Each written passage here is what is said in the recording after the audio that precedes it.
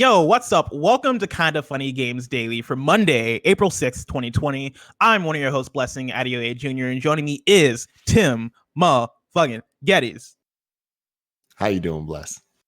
Tim, I'm doing pretty good today. How are you doing? I'm doing pretty good as well, man. Oh, it's a good day. The Final Fantasy VII review embargo is up. Our review is out now on youtube.com/kindafunnygames. People can check that out right now.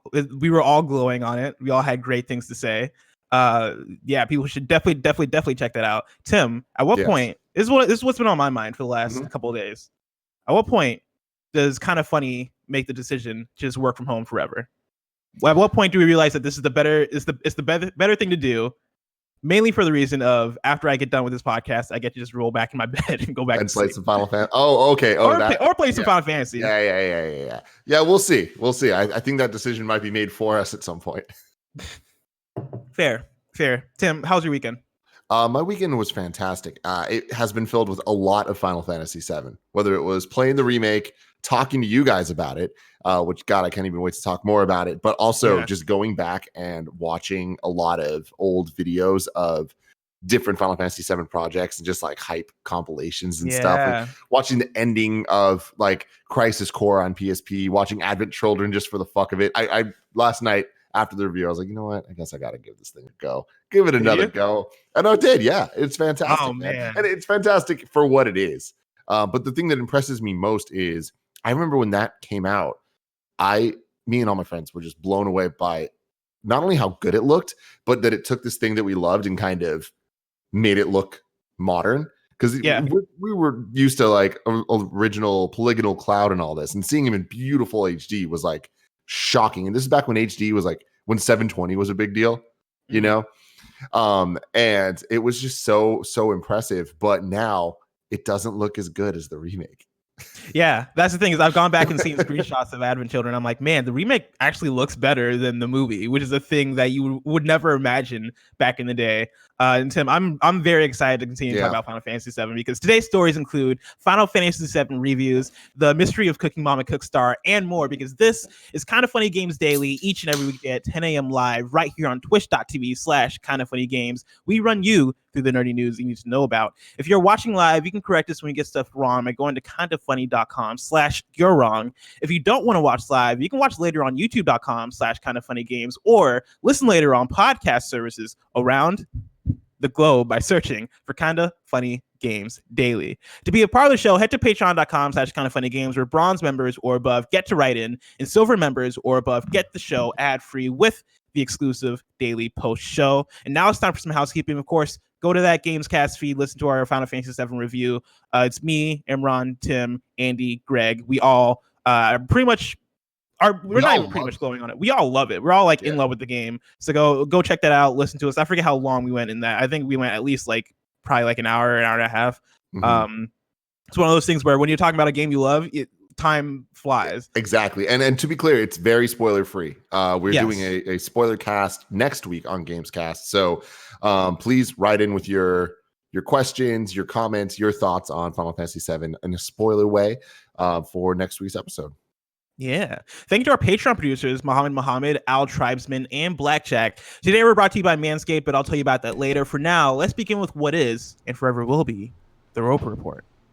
It's time for some news. We have 5 stories today. A baker's dozen! Starting with number 1, the Final Fantasy VII reviews are live. We have a review roundup for you here on Metacritic. To be clear, real quick, I'm seeing in the chat a little bit. We're not going to spoil anything in this show. Do not worry. No. Yeah, we're not spoiling at all. Metacritic, we're sitting at an 87 for Final Fantasy VII Remake with 75 critic reviews at the time of recording. Tamor Hussein at GameSpot gave it a 10 out of 10 and writes, regardless of your history with the original game, Final Fantasy VII Remake is an astounding achievement. The wait for its release was a long one, but in gameplay, story, characters, and music, it delivers. The wait was worth it. For first-time players, it's an opportunity to understand why Final Fantasy VII is held in such high regard. It's a chance to experience a multifaceted story that grapples with complex subject matter, be in the company of memorable characters, and be moved by their plight.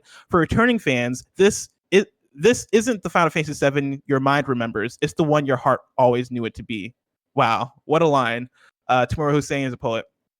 Tom Marks at IGN gave it an 8 out of 10 and says, the expectations around Final Fantasy VII Remake are sky high, and it mostly manages to deliver. Its combat is top-notch, its enemy variety kept me constantly entertained, and seeing this snippet of story fleshed out with real emotional arcs and the previously hidden humanity behind Midgar filled me with pure joy.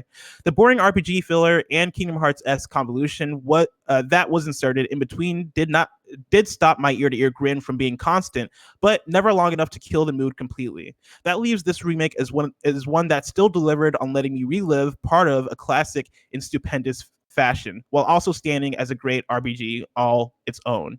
Before we move on, I think it is interesting to point out here with GameSpot and IGN. And again, when it comes to outlets, they're not just one person. There's many people, so they are different people that review these games. But It's interesting week after week to see IGN give Final Fantasy VIII, Resident Evil a 9. And Tamar over at GameSpot, Tamar giving this a 10, and they gave Resident Evil a 6.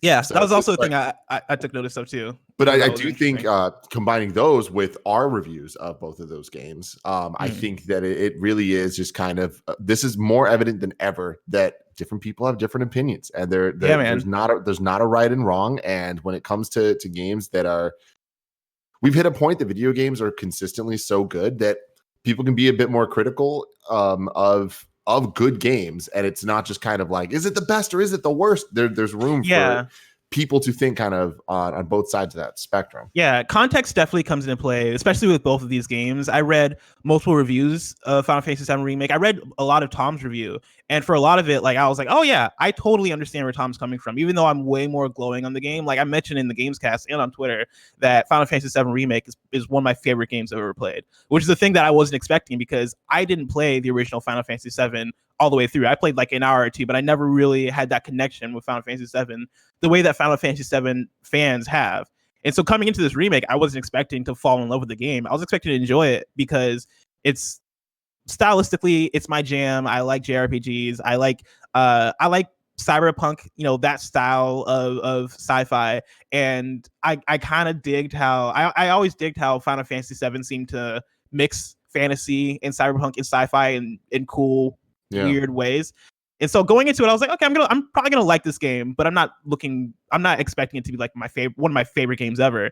And coming out of it, it is. That said, hearing Tom talk about filler, I'm like, yeah, that makes sense. Like I could see how you could view quite a bit of the moments or tasks in this game as filler. And with RE3 Remake, I can also understand how people would love that game more than I did, because what I was looking to get out of that game might be different from, say, what an RE3 fan was looking to get out of RE3, or somebody who was looking forward to it being more of RE2 was wanting to get out of it from RE3. Yeah, it's interesting because actually, sorry, keep going on with the rest of this. So Joe Juba at Game Informer gave it an 8.75 and says, regardless of what the future holds, Final Fantasy VII Remake finds an impressive equilibrium between its past and its present. Square Enix nods to the original without depending on that familiarity, crafting a distinctive world and exciting combat system that feel modern. The new approach still has rough edges, but that doesn't stop Final Fantasy VII Remake from carving out its own legacy. Yeah, I feel like this game, more than any in history, has the issue of bias going into it, where every single person's bringing something to this when they're reviewing it or when they're playing it, whether you're a fan, whether you're not a fan, whether you've played Final Fantasy VII before and it's your favorite Final Fantasy or it's your least favorite Final Fantasy. Like, there's just so many angles that people can come at this game, and I think that is being reflected in a lot of these reviews. But at the end of the day, these reviews are all good. There's no reviews that are saying like, oh man, this is horrible. I'm going to look up this. I saw a review from EGM, and I didn't read the review itself, but I saw the score, and I believe they gave it a 6 out of 10. Really? That's insane. Yeah. And the only reason I saw this was, actually, it was a 3 out of 5, which is different. Okay, that is different. It's different in the context of like what a 3 out of 5 is entirely different than a 6 out of 10 when you're talking about reviewing games. Like, even though that sounds stupid math-wise. But yeah, it's like, to me, it's like I've read a lot of these reviews, and Kat Bailey's at US Gamer was one that I thought was really interesting, where I don't agree with her, but I get where she's coming from, similar to what you're Mhm. talking about with Mark. Both of them kind of are harping on the added stuff in this game and the side quest being filler. I feel like that is, in my opinion, that's not the case more often than not. There are definitely Mhm. things I can point to that are filler, but I do feel like a lot of the stuff that they added is fleshing out the world in a way that I kind of needed that as a break from the breakneck pace that the game has, Yeah. being so linear, because this really does feel more like a Uncharted type experience than an open world RPG that you'd be used to in modern times, right? Like you're kind of Yeah. constantly getting to the next story beat, right? In what Yeah, seems the like next cutscene, the next big set piece, like it feels like you are. It feels like almost like a Metal Gear Solid kind of experience, where the reward is the story, and the reward is like these big moments that lead you along. and here's my biggest thing about I'm happy you brought up Metal Gear Solid. Again, without spoiling anything, I'm not talking about story beats at all. I'm talking about just like in terms of what the game is. I feel like this game reminds me of a mix of, in my opinion, a perfect mix of Metal Gear Solid 1 and Metal Gear Solid 4. It is an amazing standalone Okay. experience that first timers can play for the first time and absolutely love. But if you have the nostalgia and you get all the things that they're building and doing and referencing, and just even just seeing like the moment in Metal Gear Solid 4 where you see him pixelated going back to Shadow Moses, the entire Yeah. game feels that way. The every single time you get to another boss, you're like, oh, it's that guy, or oh, it's this place. It's like you know what you're about to see, but when you see it, they just do it so right, and it feels so modern that I'm just like, this game delivers on my nostalgia, and that can be the most difficult thing to accomplish. Yeah, and for me, as somebody who's coming into it brand new, right, didn't have that that fandom of the original Final Fantasy VII. Like it's still achieved like having a brilliant story on that level. Like coming into it fresh, like the characters felt cool, like felt awesome. The relationships there felt great. The combat system awesome. Like we go into it in our review, which you should go listen to. But I think there is something in Final Fantasy VII Remake for literally everybody. The Nano Biologist writes in and asks, Nano Biologist writes in and says, "Happy Monday, Blessing Tim. All the reviews of Final Fantasy VII Remake are in, and holy shit, I'm excited. But Tetsuya Nomura has been known to get involved in a project and completely befuddle, overcomplicate, and anime the shit out of the stories. See Final Fantasy 15 and Kingdom Hearts in its entirety. Without spoilers, can you see how Nomura's involvement affected the game? Or do you think that Nomura has nailed his style, and Square has come to knock games out of the park again? Thanks, the Nano Biologist." The answers to those questions are yes, kind of, and yes. So yes, you can totally see Nomura's hands on this project. Has he nailed his style? More than ever here. But I do think that this is more of a it's always easier to ask a question than give an answer.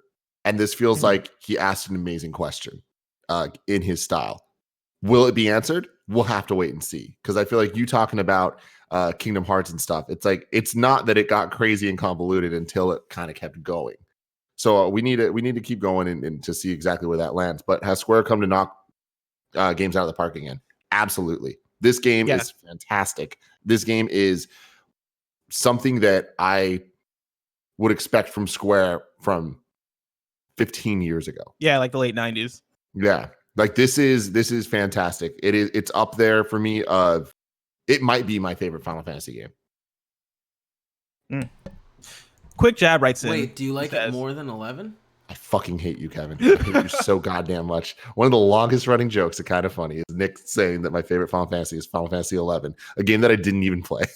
What is your favorite Final Fantasy? Is it 10? 10. It'd be 10 because like it was my first. I do love the characters. I love the story. I love everything about 10. The battle system, all of it was great.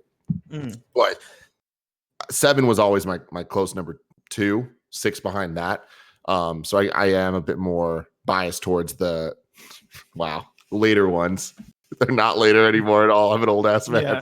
The mid ones, but I think Final Fantasy VII Remake kind of delivers. I said this in the review as well, but like this game gives me everything I loved about Final Fantasy 15, 13, and Kingdom Hearts in one, in the package of Final Fantasy VII. And it's like that's kind of all I could ask for, because there was so many elements of 13 that I loved the battle system, the staggering system. It was just so interesting. And it wasn't until the game just didn't deliver for me. Like the story was really weird. It was way too linear for its own. It was very linear. That's the thing that had me drop off of 13 was I think I got maybe like 4 or 5 hours into it and I was just like, I just don't care about it. Like the game is probably, it was at the time, it was one of the most beautiful games I'd ever seen. Yeah, totally. The soundtrack was beautiful. And I also did like the battle system.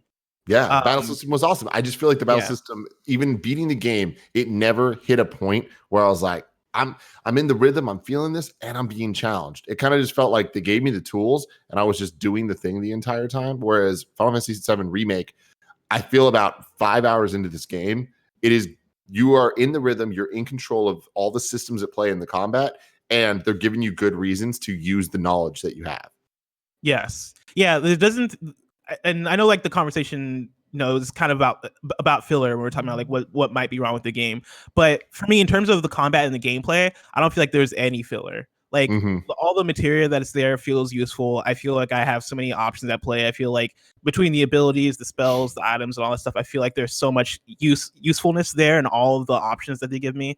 And yeah, like I've never vibed with a Final Fantasy. Like Final Fantasy is, I've always wanted to like a Final Fantasy, but all the ones I've tried, I fell off of. 13 fell off of. The original 7 couldn't get into, and then 14 which is the MMO. Like I played some of and bounced off of. It's different. What about 15? Yeah, I didn't even try 15. I think at that point I was just like, I don't think Final Fantasy is for me, which makes this game kind of a miracle for me because I never foresaw a future where Final Fantasy was my jam, but after now beating Final Fantasy VII Remake, I'm like, I might have to go back and like either give like 15 a shot or maybe like the older ones a shot. But yeah, I don't know if they're gonna hit the same. Yeah, we'll have this conversation again in the Spoiler Cast Games Cast, and we'll have some fun there. Quickjab writes in and says, Final Fantasy VII Remake is out and reviews are overall pretty positive. My main question has to do with the fact that for probably the first time in any media, this game is cutting up the original into multiple parts and fleshing out the story. Do you guys feel from what you played that this was the best decision for the remake? And do you think more developers could adapt this strategy for older games to make them modern and more realized than ever? Without spoilers, what do you hope to see is fixed in the next game? Thanks. This was absolutely the best call. I feel like playing through this, having beat it now, there is nothing missing from this game. It is a complete story. It feels like a full-fledged modern video game. It has storylines that have beginnings, middle, and ends. It has characters that have arcs. It works for me. Everything that they flesh out, everything that they add works for me. I feel like this isn't going to work for any game. I think it specifically does work for this game. And I've always been on the team that I know a lot of people are angry about the marketing of this game and calling it remake when it's not a remake of the full game and all that. And I've always thought that was a little alarmist because I get it, but I doubt I don't think there are many people that are buying this game and that are going to get tricked. I feel like there are more people saying there are those people than there are actually people that are going to buy this game, play through this game, and feel like they didn't get their money's worth. Yeah. So with that, I'm very excited to see where this goes. And I don't think that it would work for any game, but for a game as big as the original Final Fantasy VII, I think that they made really smart calls to make sure that every element of this game was up to par for what they were going for and what their vision was. And their vision was making a phenomenal technical achievement of a video game where the world feels so big and so real. They make Midgar feel like the planet in this game. The amount of like just going from Sector 5 to Sector 7 feels different, even though it looks similar. The vibe, it's in the music, it's in the atmosphere. It's like and the characters, even like where the inhabitants of the place. I feel like just having the voice acting instead of just reading the text enhances this so much. It feels so much bigger, and I think that they really nailed those elements. And I don't know how many parts this will have, and there definitely has never been a video game like this. But I will say this game is not episodic. This is that probably was like the worst words they could have used, because it's not an episodic game. This is not part of a game. This is a full game that will get a sequel. We'll get another sequel. Yeah, I agree. I think the thing for me is this game has one of my favorite stories in a video game, and it being a part 1, quote unquote, doesn't really affect it for me, right? Coming into it fresh and having that, like, the beginning, the middle, the end, the way things wrap up, the way the way characters have arcs, the story moments, like all of it feels like a full complete package. Even knowing that this is taking inspiration from a thing that had way more content. Like what I think I've heard that this is only like what the first 10th or the first like 5th of like it's a fifth of the original game. The original game. That, like, having that in mind going into this game, like, or coming out of this game, doesn't really make a difference to me. Like, this game does feel like a full story, and I love this story like alone.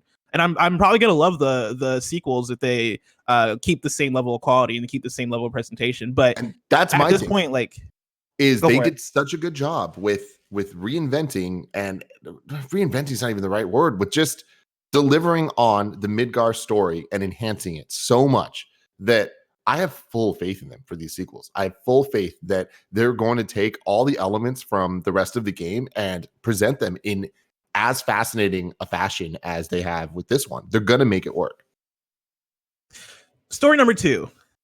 What the fuck is up with Cooking Mama Cookstar? I'm pulling from Joe Skrebels at IGN. And before I get into it, Tim, have you heard anything about this? I saw that there was a kerfluffle going on here. But there's a kerfluffle going on. It's interesting. There's a conspiracy theory, man. I'm loving it. There's a lot going on, and it's been brewing over the weekend. And Joe Skrebels is probably the one who has the best write-up on it, and it's a long write-up. I'm not going to read it all because it's a lot, but I am going to read quite a bit of it, and then I'm going to go into bullet points and important tidbits. But prepare yourself, because this is a story. Joe Skrebels writes on IGN. There have been a lot of gaming mysteries over the years, many of which have now been solved. What happened to Half-Life 2 Episode 3? Well, we kind of know. What's the meaning of the Mount Chiliad mystery? We got our answer. But there's a new gaming enigma, one that stretches back into last year, a mystery still waiting to be solved as I type. What in the freshly baked hell is going on with Cooking Mama Cookstar? The core of this mystery lies in the fact that depending on where you look, Cooking Mama Cookstar is either out now, coming soon, or completely MIA. A trailer on the game's Twitter feed definitively announces that it's available now on Nintendo Switch. That statement is at best partially true. That trailer and the game's website point to a Nintendo eShop version of the game, but if you search for that version at the time of writing, in the US or Europe, the eShop returns no results, not even a coming soon entry. Even stranger, the game was released on the US eShop last week, but only for a few hours, before being unceremoniously pulled from sale and its listing scrubbed from Nintendo's digital store entirely. Physical copies of Cookstar are a different story. According to some very pleased/confused Redditors, copies have quietly appeared in select US outlets of Target.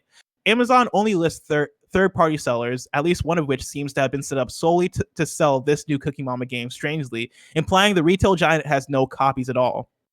In Europe, the game is seemingly impossible to get a hold of right now and is listed by several retailers for release later this month, but none of them seem to agree about when.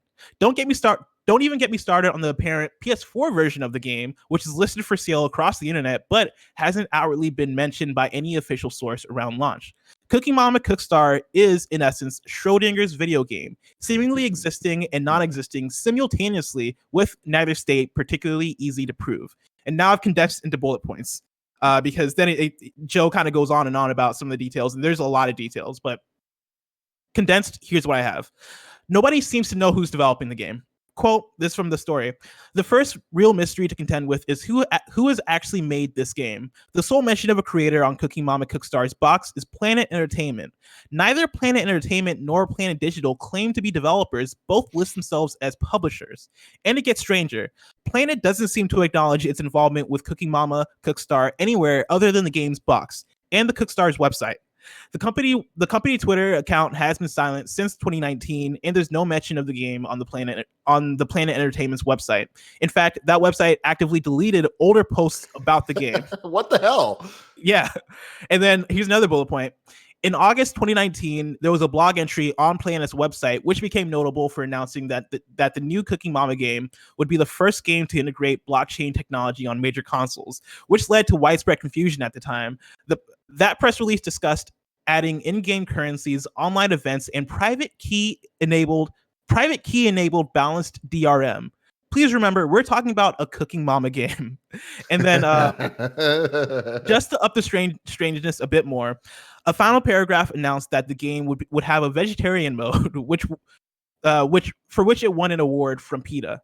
And then this is me adding some editorializing because after I read all this, I went and like tried to do some digging and I came up on pretty much nothing. But some added editorializing. There are rumors that the game is using switches to mine Bitcoin, which is causing switches to overheat. But as of now, those are only rumors. In my personal research, I've not seen anything concrete regarding this claim. And then I believe this is from late yesterday. From this is from 13 hours ago, actually, from Cooking Mama Cookstar's Twitter account, official Twitter account, which seems to only have 210 followers. And so I'm gonna say this is the official Cooking Mama account, Cooking Mama Cookstar account, because it's the only thing I can find, and they're tweeting as if they're official, but I can't really confirm because there's no check mark, 200 followers, all this stuff. But this is like literally the only Twitter account out there. I hate that the ad handle is at Cookstar Mama, and we just look at it. It looks like Cockstar Mama. Yeah. But they tweeted this yesterday. The internet is alive with rumors that Cooking Mama Cookstar contains hidden cryptocurrency / blockchain capabilities that are causing the Switch to overheat. This is absolutely incorrect. At Planet Entertainment, we explored both blockchain technology and cryptocurrency tokens. What does that mean? We looked at these options as a means to allow players to trade in game assets. However, we only explored the theory behind the concept, not implementation. Cooking Mama Cookstar, nor any of our other titles in the past or near future will utilize crypto technology. And then they tweet, we know that Cookstar fans are anxiously awaiting for the game to appear in the eShop. As everybody is aware, the whole world is upside down with delays right now. At Planet Entertainment, we are as anxious as you for the digital download to be available. In the meantime, Cooking Mama Cookstar is available in many North American and European retail web stores. Tim, what do you make of any of this? This is so bizarre, and the fact that it's Cooking Mama makes it even better. Yes. Like the fact that Bitcoin and whatever the hell are all involved with cryptocurrency, blockchain. It's just like, here we thought our mom was just out here cooking dinners and stuff. Like we didn't know she was out there in the black market doing all this shady shit. Now she's about to get caught. She's caught up right now. People are looking after her. She's trying to hide the evidence. This is like Walter White level of going from lovable father to now like big old criminal. I feel betrayed. Would you be surprised that last night I went on YouTube and just watched Cooking Mama Cookstar gameplay videos just to like make sure that like this game existed, and it did. Like it's just a Cooking Mama game. The vegetarian mode is there, like vegetarian mode there, dude. Pete is stoked. What? Yeah. This is one of the most bizarre stories I think that we've ever covered on this show. I don't get it. I don't understand why it's a thing. And how it even was discovered. But the twists and turns are very Tiger King, I feel like. Yeah, totally. I mean, let's boil this down to a simple thing. Why is this game maybe out, maybe not out? Is it out? It's so right now on eShop, it's not out. On it seems like it was out on maybe retail stores, but we got pulled down, and nobody knows why. It seems like here in their latest tweets, they are claiming, well, they didn't outwardly say COVID-19 and coronavirus, but it seems like they've attached themselves to the delays that have been associated with that. How much I believe that, I'm not sure, because this seems like a weird game to get delayed because of COVID-19, right? Like the reason why Last of Us and like other big Iron Man VR and other games are being delayed is because of printing and because of pipeline issues. This game was set to come out last week. Like it's already printed, and even so, like it's Cooking Mama. It's not like it's not a huge like game that needs to have a physical release. I'm sure they'd be fine doing digital.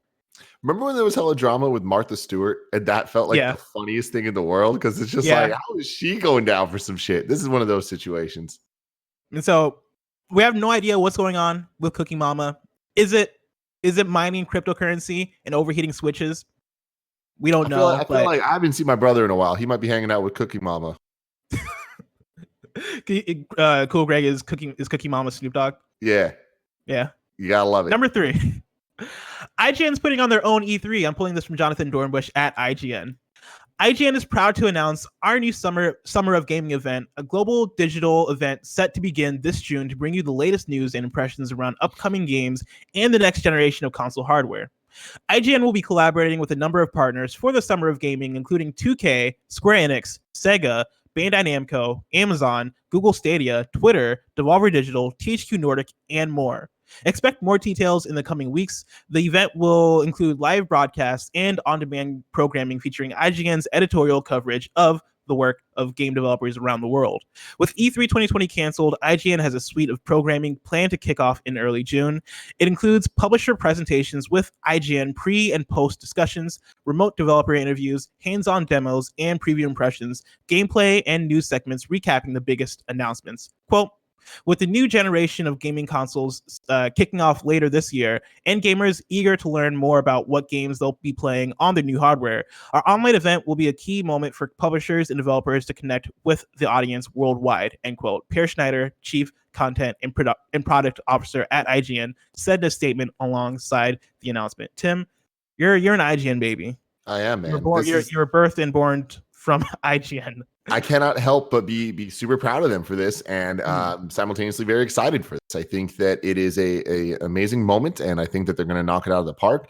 I think that everybody needs to understand what this is going to be. It's not going to be a replacement for the E3 press conferences, but what this looks like to me is it could be a replacement of the YouTube kind of developer roundtables that Keeley would be a part of. That would take place at E3. But on top of that, I do think when you look at this list, the stable of different publishers and developers that are going to be part of this, I think this is a really good opportunity for a press conference, an E3 press conference for the guys that wouldn't make it necessarily to the big guys, the Sony, the Xbox press conferences, and like the games that would never be shown on a stage have a chance to finally be seen in this way.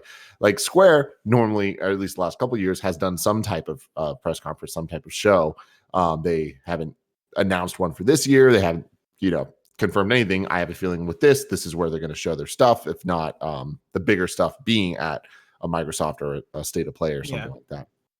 But I do think that it's a cool idea, imagining E3 press conference that is Sega and Namco and Stadia and Devolver, all of them making announcements and showing their games off. And IGN has the reach. IGN has the capabilities to make this a really fun, entertaining show. It has the editorial team to be able to add a lot of context and like really kind of enhance the announcements so that they're not just announcements. They're also, like great interviews with the different developers and personalities. I'm excited for this. I feel that we at Kind of Funny did the Kind of Funny Game Showcase twice now, but we did it last year at E3, and totally it wasn't this at all. But I always wanted it to be this. I wanted to give a place for like the Segas and Bandai Namcos to kind of be able to and THQ Nordic to really be able to show their games off and stuff. But we did the focus more on the indie stuff, which is fantastic. But I love that this is something new. This is something that that IGN always has had the capability to do, and I've always kind of been surprised that they haven't done something like this in the past.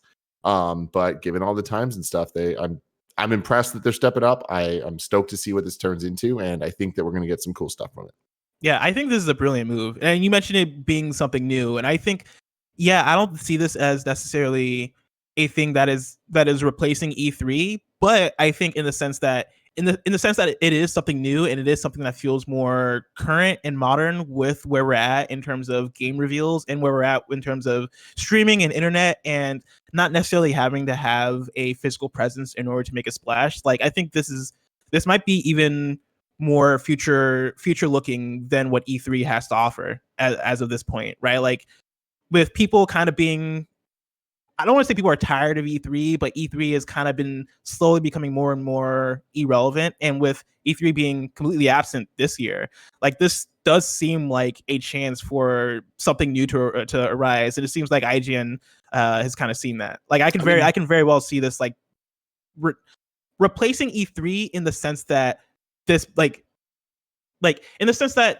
I think this first week of June, or whenever this thing is happening, I think they did say in the story early June, that is going to be a week of announcements and events for publishers and developers. That doesn't necessarily mean they have to come to one place to do that, but IGN facilitating a venue through which coverage can happen seamlessly, and you can get a good center for interviews and previews and all this stuff.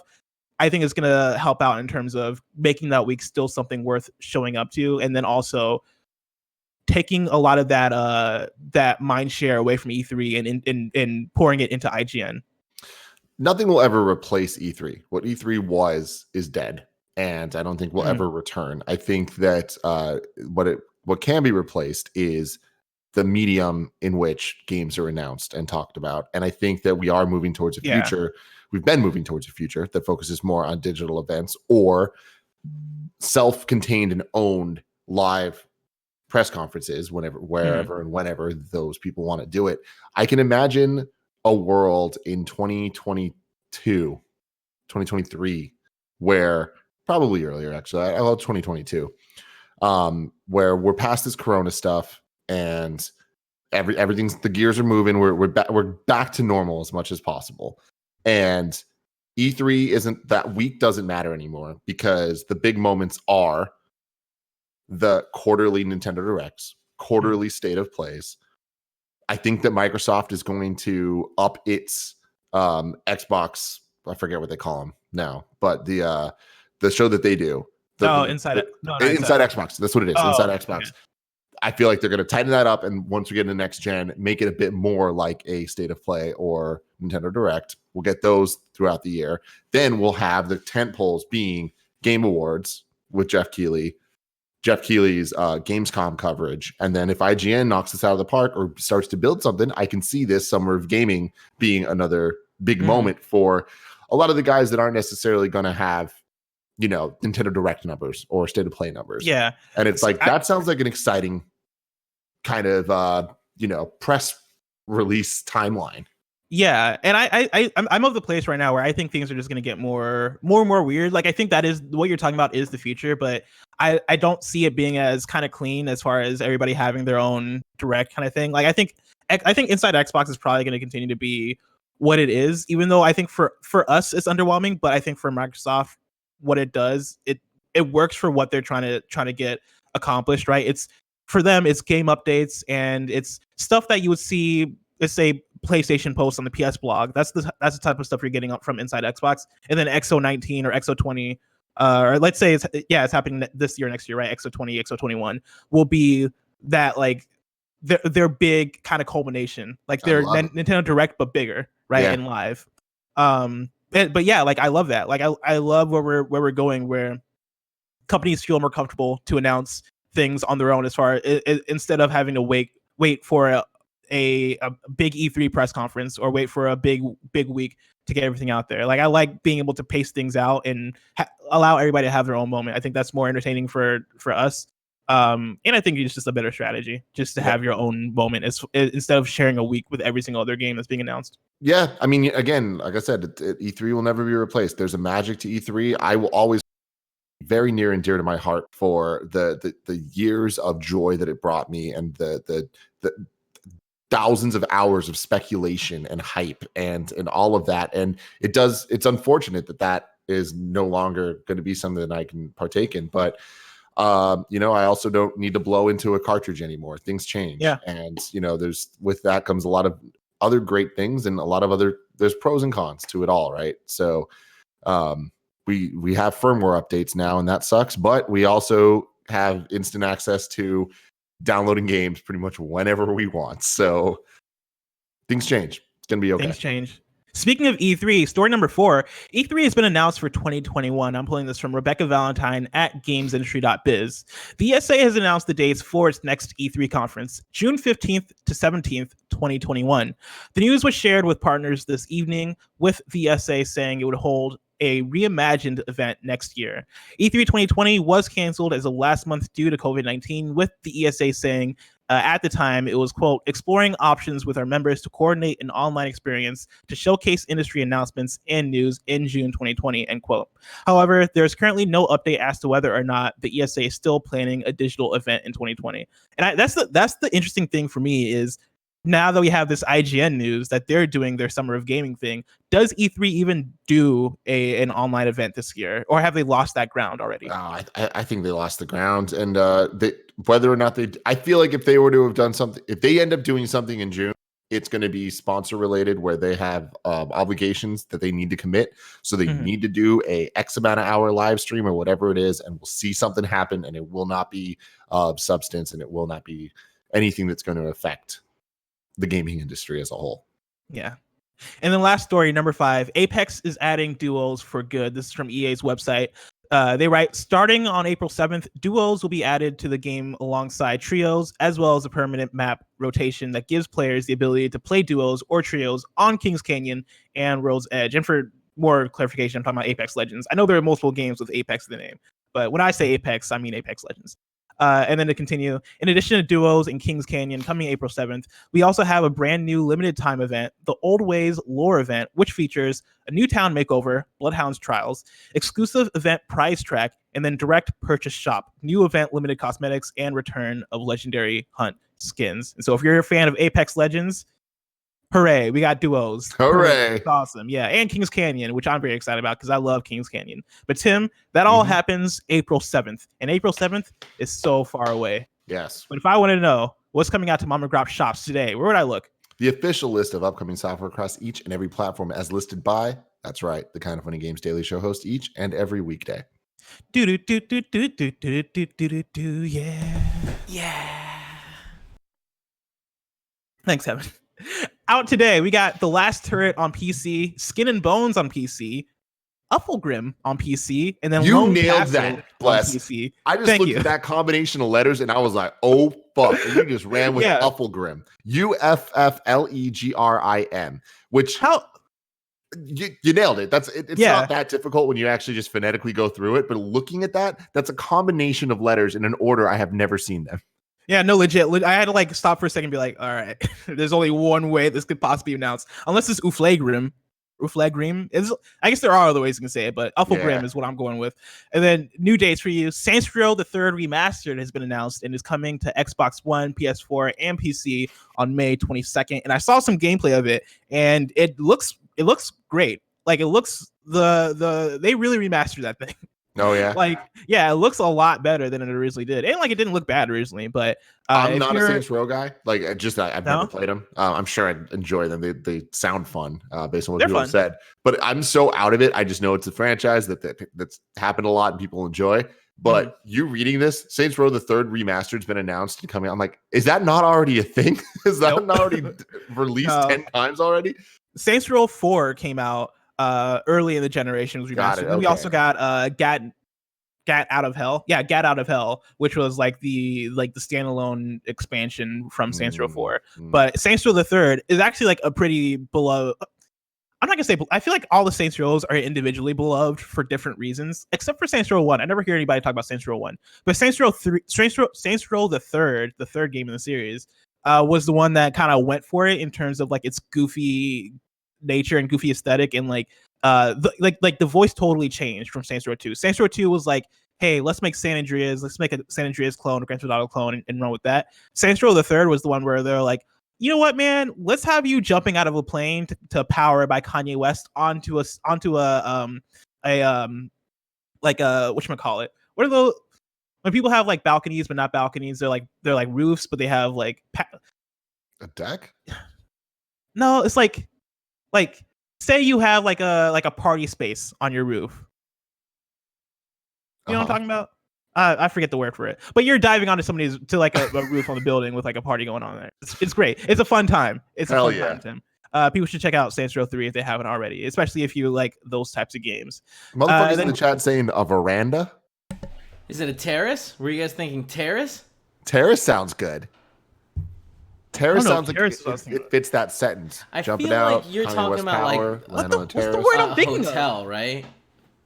Like how a hotel will have a pool on like the 13th floor with a little veranda. Yeah. Mezzanine. There's a word I'm thinking. is being Mezzanine? thrown out by No. Van Charles. I feel like mezzanine's like an indoor thing where there's a I hole had the in word middle. and then I lost it. Maybe it's not a real word. Maybe I'm making Penthouse? this thing up in my head. Penthouse. Rooftop? Thank you. That's Yes, Schism. penthouse is Schism what I- did that. I can't take Isn't, credit for isn't it. a penthouse just the top floor? He doesn't know. Is that what? Dude. But Yeah. it's like a pen. Like, well, I guess what it was it's like a Penthouse penthouse, is but indoor. then it has like a big old balcony. Gotcha. area that you Okay, put the it on. penthouse's backyard. You that mean a happens to be terrace? on a roof. The penthouse is terrace. Yes, the penthouse's backyard that happens to be on the roof. Yes. Okay, there we go. That's there exactly we go. what I'm talking about. I don't know why I couldn't think of the word penthouse. Deals of the day for you. Today is the last day you can get the US PS Plus games, being Shadow of the Colossus, Sonic Forces. That's one of the greatest video games of all time, and Shadow of the Colossus. So check that out. Now it's time Fun for fact, reader mail. Blessing. What up? I once tried to convince Hunter Pence to buy the penthouse at the building he lives in because it was, well, doesn't matter. It was on sale. And I was like, hey, maybe you should get it. And he was like, no, I already have a He didn't place do it? here. We got so close. His wife was on my side. That's a great. That's Not a great story, surprised. Kevin. Now it's time for some reader mail. You can write into patreon.com/kindoffunnygames where you can get the show ad free. And speaking of ads, this episode of Kind of Funny Games Daily is brought to you by Manscaped. Support for Kind of Funny Games Daily comes from Manscaped, who is the best in men's below the belt grooming. Manscaped offers precision engineered tools for your family jewels. April is Testicular Cancer Awareness Month. Did you know one guy every hour, every day is diagnosed with testicular cancer? So this is a reminder for all the men listening to check yourself before you wreck yourself. Manscaped, in addition to providing the right tools and solutions for safe and easy manscaping, has partnered with the Testicular Cancer Society to spread awareness for men's health and early cancer detection. Together, TCS and Manscaped are committed to raising awareness for the most common form of cancer in men age 15 to 35 and giving support for fighters, survivors, and families impacted by testicular cancer as part of their We Save Balls initiative. While you're down there cleaning up your sack, why not go ahead and give them a little investigation for lumps, changes in any size, or any pain. Manscaped recommends you check yourself once a month. If you do feel any lumps or swelling, give your doctor a call. In addition to checking yourself regularly, you want to make sure your sack is looking fresh and clean with Manscaped Perfect Package 3.0. Hell yeah. Inside the Perfect Package, you'll find their electric trimmer called Lawnmower 3.0. This waterproof and skin-safe technology will protect you from nicking your sack. Some of these liquid tools for your family jewels include the Crop Preserver, an anti-chafing deodorant for your balls. Your balls stink, and you need to keep them smelling nice. And the You got Crop stinky Reviver, balls. stinky balls. The Crop Reviver, a spray-on ball toner and refresher. The Perfect Package 3.0 also includes anti-chafing performance boxer briefs that keep your packages cool and smelling fresh all day. Join the Manscaped movement and start taking care of your balls today. Get 20% off plus free shipping with the code GAMES at manscaped.com. Always use the right tools for the job. Learn more about testicular cancer screening at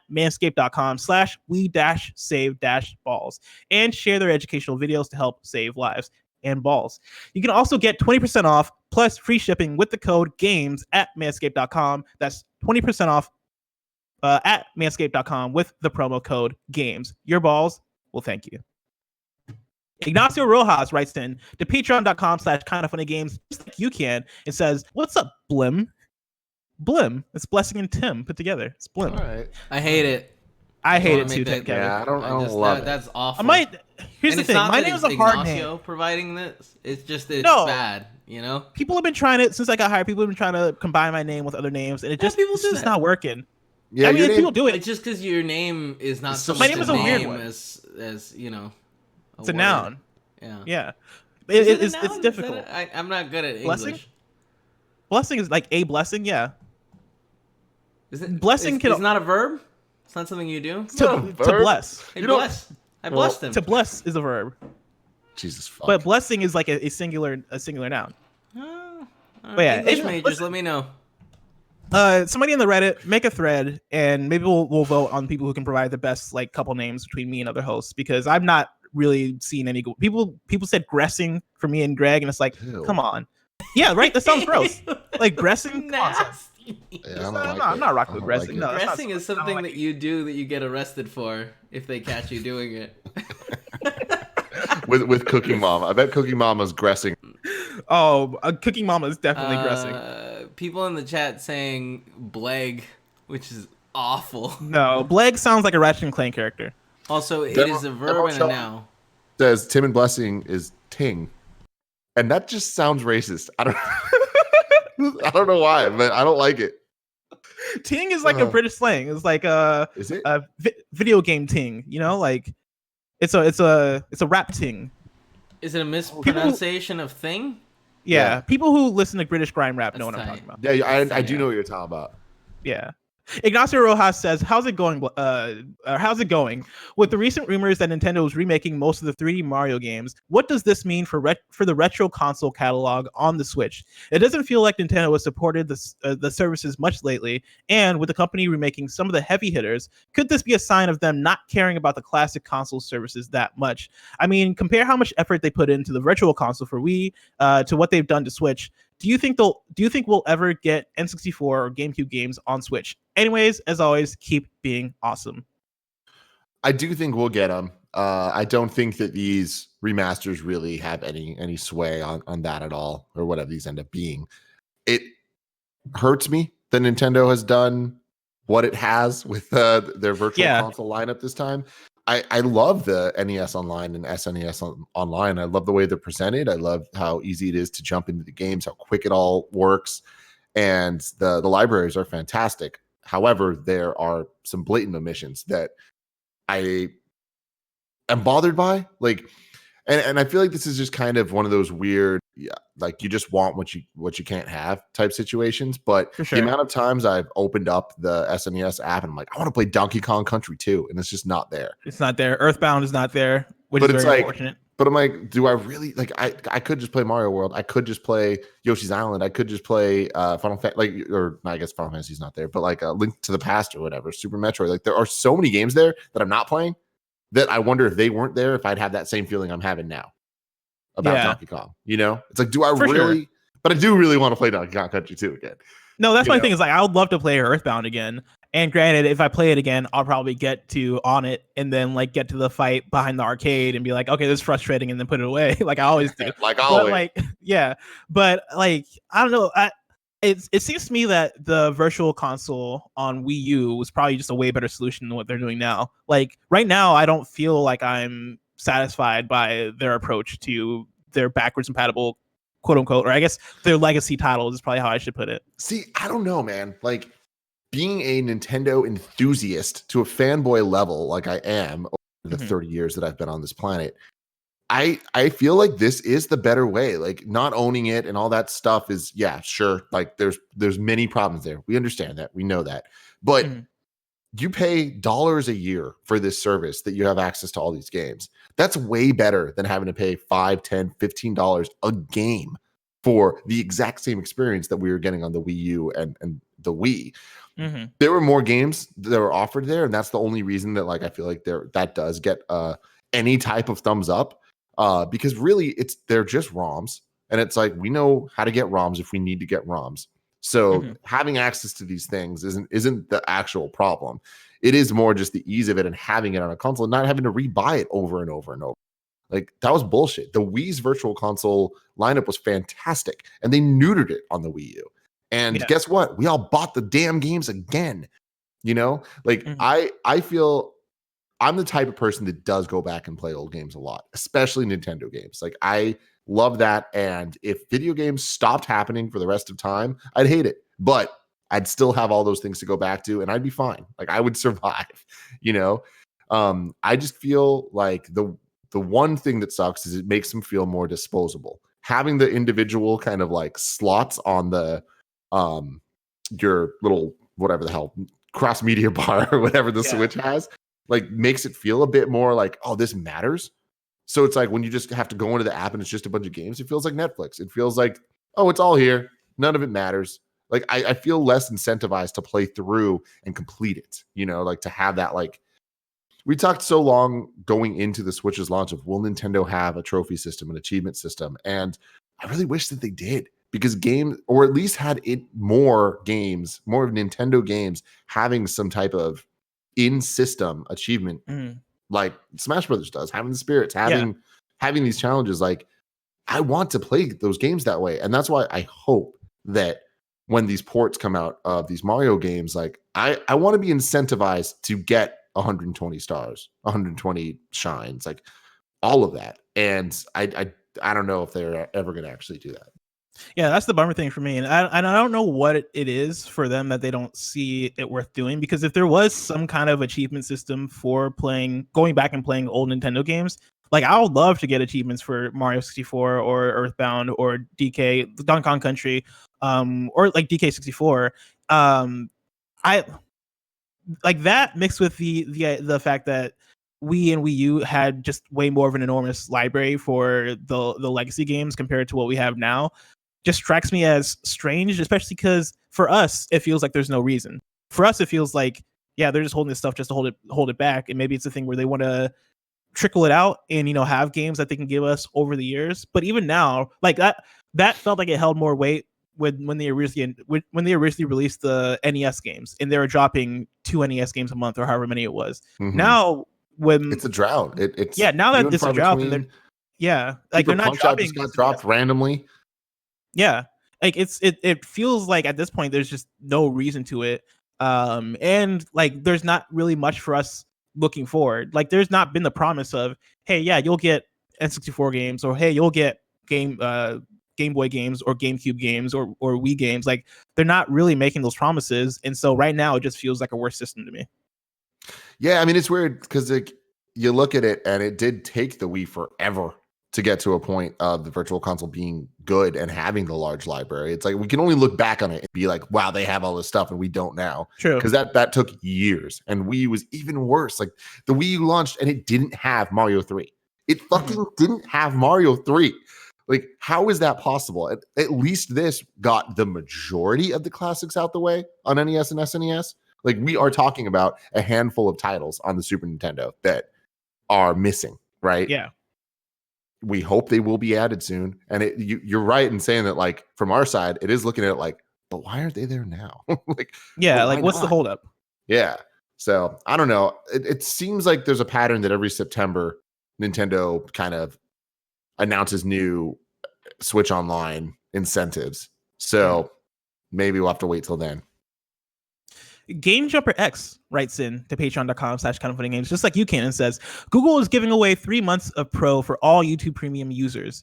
Do you think that Google is desperate, or was this the rollout plan the whole time? Are more free games coming? I claimed it and I tried out with my HP laptop over Wi-Fi and wired PS4 controller. It works pretty good, but there are not a lot of free games compared to PS Now, which works about the same for me and is way better because you can download some games. This strikes me as a, hey, like we're seeing decrease in our subscribers and we need to get those numbers up. And I don't think it's like necessarily a desperate thing. I think this is actually like probably a very smart move for them. Granted, it'd be smarter if the service was better, because from all the things I hear about Google Stadia, like it's fine, but like I've never heard anybody be like Google Stadia is it. Like Google Stadia is the jam, like this is the best way to play or anything along those lines. And so giving people access to Google Stadia and it not necessarily being something to write home about, I don't know if it's the best decision, but it doesn't strike me as anything that's too desperate. This just strikes me as a business move that I could see any other company doing if they had a service that they could link in with another service or subscription. Like Spotify had Hulu as part of it for like a month, and it's not like Hulu was I don't know much about Hulu. Maybe Hulu was in trouble, but like this is a thing that we've seen before in terms of linking subscriptions together, especially with Google. I mean, I have YouTube Premium. I fucking love YouTube Premium, and it all the time is giving me random ass like, oh, you get Google Music, you get like they just keep giving you all the different services as like demos because they're trying to get you hooked. It's good business. Yeah, it's good business. And now it is time to squad up. Brad writes in with a squad up for PSVR and says, hey everybody, being stuck at home with gyms closed has gotten me into Beat Saber on PSVR. I'm looking for some best friends who have played or want to jump in so I can chase after your high scores. Brad's PS4 username, PSN name is Gimelz89. That's spelled GIMMELZ 89 on PS4. And so if you want to do some score chasing, that's definitely like one of my favorite things to do with Beat Saber is to look at my friend scores and be like, I can beat that, and then end up not beating it. If you want to do that, go friend Brad on PS4. And now it's time for kindafunny.com/you're wrong, so you guys can let us know what we got wrong as we got it wrong. And let's see what we got today. Why am I not seeing anything? Oh, here we go. I had to scroll down for it. Because we're perfect. Ooh, we I'm got gonna some eat a late peanut breaking butter and news. jelly sandwich today for lunch, guys, and I'm pretty stoked about it. That is actually very exciting. DH Ruvenator wrote in. Actually, I'm going to verify this before I actually read this, but apparently there's a new Inside Xbox going on tomorrow. But I want to verify it real quick. Yep, it looks like this is legit. Yeah, Inside Xbox returns with its first new episode for 2020 tomorrow, Tuesday, April 7th at 2 p.m. Pacific time /5 p.m. Eastern time. So there you go, some late breaking news. Steve Gerbs says, you're wrong for Tim. When talking about Cookie Mama, Tim implied that blockchain was tied to the black market. Blockchain is only a technology for tracking purchases in shared ledgers. This technology is used for cryptocurrency, which is then used for shady shit. It's not inherently black market. The block market. And then Tryhard Tim, which I'm assuming is a different Tim from Tim Geddes, says Hellscape. I'm not sure. Hellscape came out on Switch, so there you go. Hellscape came out on Switch /PC. Also, I didn't hear you guys mention Saints Row 2. Oh, is he just saying like a new date or a? Yeah, for out today. Got it. I was yeah. Cool. And then Morons writes in, and I don't know if they're calling us morons or what, but they say bless is a verb, blessing is an adjective. Blessing is not an adjective. Blessing not an adjective. No, blessing is not an adjective. Do you know what an adjective is? What's wrong with you people? Hey, his name is. Oh man. Wait. Okay. Well, his name was Moron. Yeah. His name was Morons. Oh, Jiminy Crickets. Somebody wrote in with a thing that I'm assuming is false, so I'm gonna make sure it is false. Yeah, this doesn't seem real. Tim, are you going to toast the bread before you put the peanut butter and jelly on there? Not today, Kev. Oh. Not today. Wait, because smooth I got butter this. On there? I got the it's called Texas Toast Wonder Bread. Yeah, it's thick. Tim, just so you know, I only buy the thick bread so that I can make my peanut butter and jelly sandwiches right, and I still toast them. I love it.